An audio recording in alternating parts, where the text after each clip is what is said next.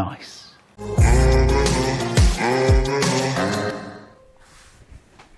Hey, what's up everyone? Welcome to the channel.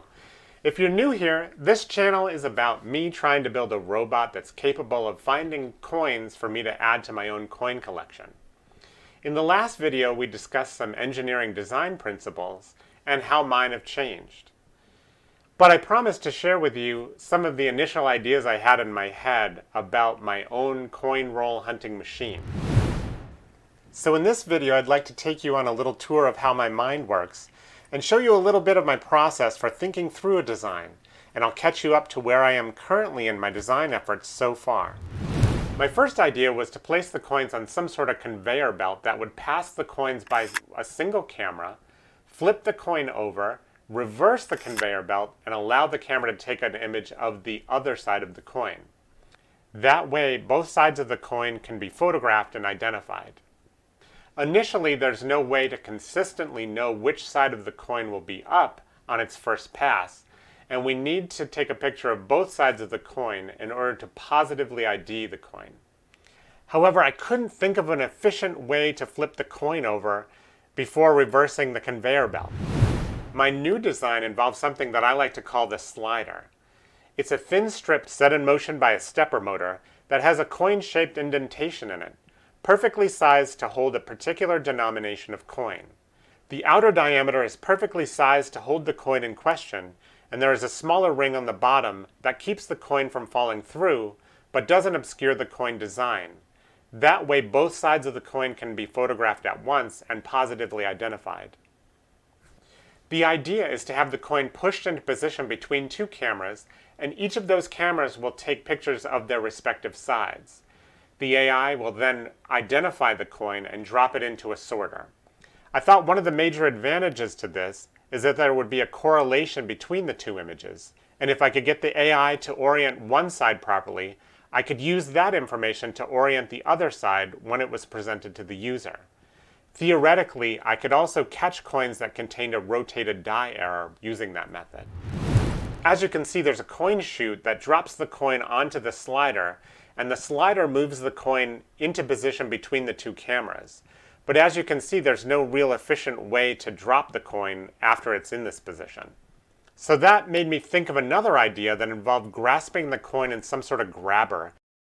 My concept for the coin grabber was based on a PCGS coin holder inner core.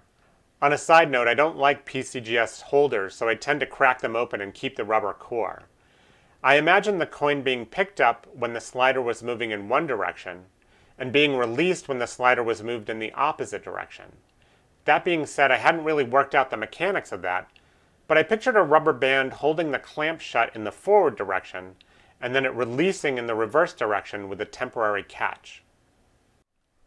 I also want to show you what I have in mind for the other components, but I want you to keep in mind that I want to have a form factor that's capable of fitting on my desktop, so it needs to be pretty small. So that required a little bit more thinking.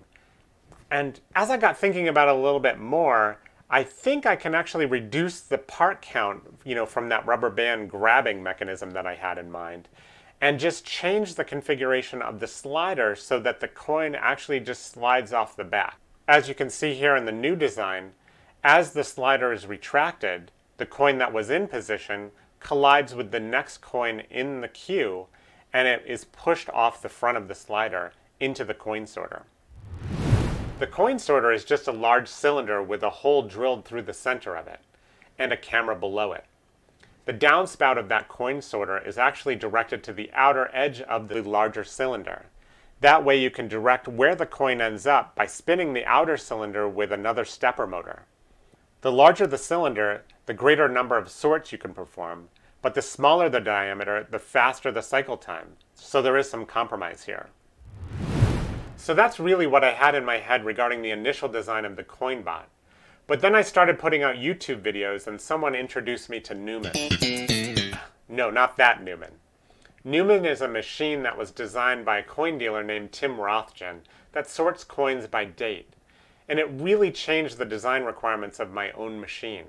But we'll save that discussion for the next video. If you like this type of content, I hope you'll smash the like button, that you'll subscribe to the channel, and that you'll hit the notification bell so you don't miss out on any future videos.